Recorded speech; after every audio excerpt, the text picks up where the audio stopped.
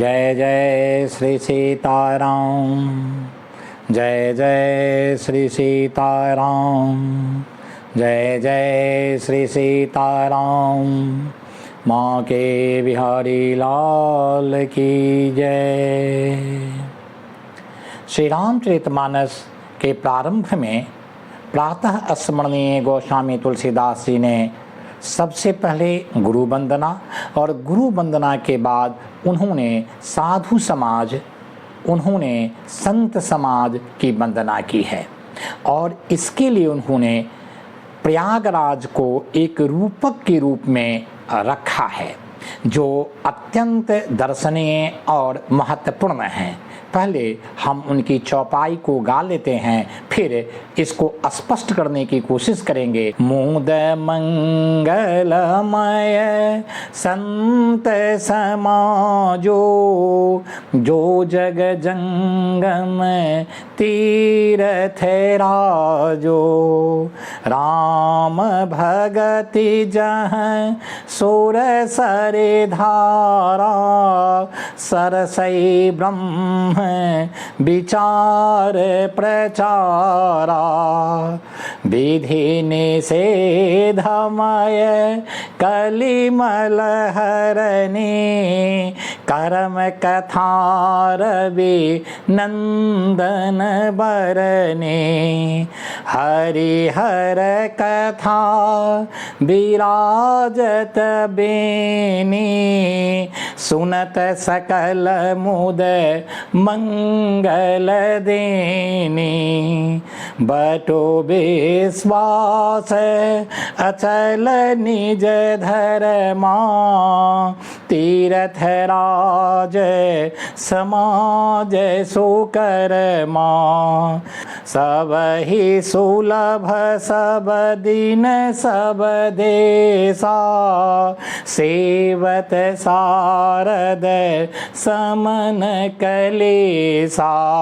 अद्भुत। गोस्वामी जी यहाँ एक चाक्षु बिंब प्रस्तुत करते हैं।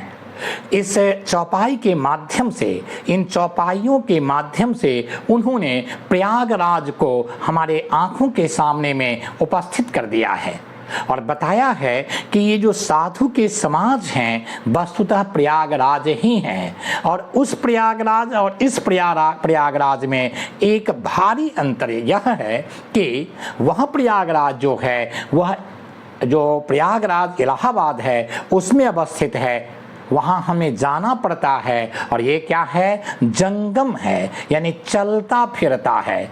मुद मंगलमय संत समाजो, जो जग जंगम तीरथ राजो। ये संत का जो समाज है वो चलता फिरता प्रयागराज है और प्रयागराज की विशेषता क्या है, उसमें 3 प्रमुख नदियाँ, पहला श्री गंगा जी, दूसरा श्री यमुना जी और तीसरा श्री सरस्वती जी बहती हैं। तो उसमें गंगा जी क्या हैं, तो उन्होंने बताया है कि गंगा जी जो है वो श्री रामचंद्र भगवान के भक्ति है। श्री गंगा जी क्या हैं, तो श्री रामचंद्र भगवान के भक्ति हैं। राम भगति जहाँ सुर सरि धारा, और सरस्वती जी क्या हैं, वो गुप्त रूप से बहती हैं। अगर हम प्रयागराज में जाएं तो 2 ही नदियां स्पष्ट रूप से दिखती हैं, पहला गंगा जी और दूसरा यमुना जी।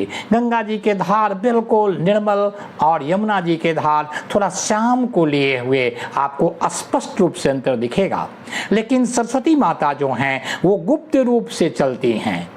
गोस्वामी जी बता रहे हैं कि सरस्वती जी की जो धारा है वह मोटे तौर पर संत समाज में देखेंगे तो गुप्त रूप से ही रहेंगे। कथा हरि के होंगे, कथा हर के होंगे, विष्णु भगवान के, श्री राम के, श्री कृष्ण भगवान के और श्री शिव जी भूत भावन भगवान शंकर के होंगे। लेकिन उसमें ब्रह्म से संबंधित जो तत्व ज्ञान है, जो दर्शन है, जो फिलॉसफी है, वह भी गूढ़ रूप में छुपा हुआ जहां तहां दिखता रहेगा।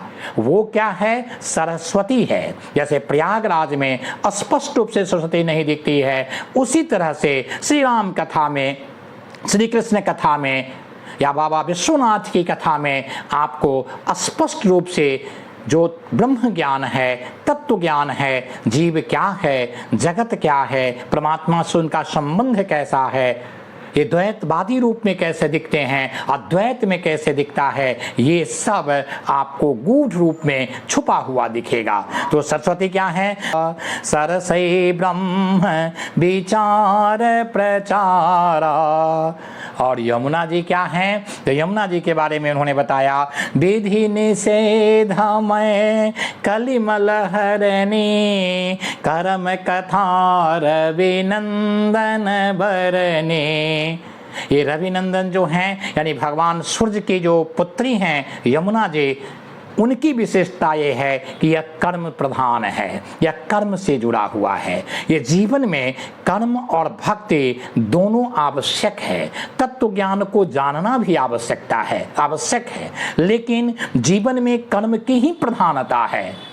इसीलिए उन्होंने बताया कि रविनंदन जो है इसके लिए विधि और निषेध, क्या शास्त्र युक्त कर्म है और क्या शास्त्र युक्त नहीं है, हमें क्या करना चाहिए और क्या नहीं करना चाहिए, इसका एक शास्त्र संबद्धता होनी चाहिए। और कर्म कथा रविनंदन बरने, इसमें कर्म को अगर देखें और भक्ति को देखें तो दोनों एक दूसरे के पूरक हैं। ये कर्म जो है उसका महत्व शून्य है, वह शून्य होता है, लेकिन जब किसी डिजिट के बाद वह लगते हैं, उसके बाद उसे रखा जाता है तो उसके मूल्य को वह बढ़ा देता है। जैसे आपको डिजिट क्या है? तो राम भक्ति, कृष्ण भक्ति। जब हम भक्ति करते हैं भगवान के तो वहाँ पर अंक लिखा जाता है 1, और जब कर्म करते हैं तो वह शून्य के रूप में आगे बढ़ता चला जाता है, जो 1 को करोड़ों में बदल देता है। तो कर्म जीवन में अनिवार्य है, कर्म के बगैर जीवन चल ही नहीं सकता है, लेकिन वह रविनंदन है और इसमें विधि और निषेध, क्या उचित है क्या अनुचित है, क्या करना चाहिए क्या नहीं करना चाहिए, और उस सब के गाइडलाइन देने वाले कौन हैं? हमारे यहाँ शास्त्र, हमारे ग्रंथ, हमारे आगम, हमारे निगम, हमारे वेद, हमारे पुराण आदि। तो इसलिए कहा गया विधि निषेधमय कलिमल हरने कर्म कथा रविनंदन बरने।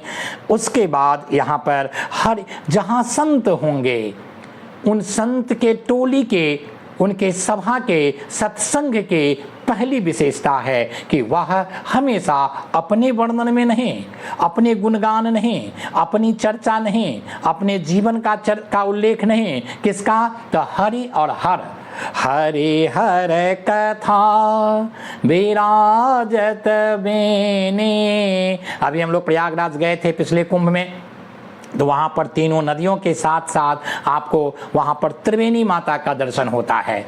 तो त्रिवेणी उसमें कौन है? तो भगवान राम और भगवान शंकर के जो कथा होते रहते हैं संतों के माध्यम से, वही मानो त्रिवेणी है। और वहाँ पर एक बट वृक्ष है। तो बट वृक्ष क्या है? तो बटु विषवास अचल निज धर्मा तीर्थ राजो समाज सो कर्मा।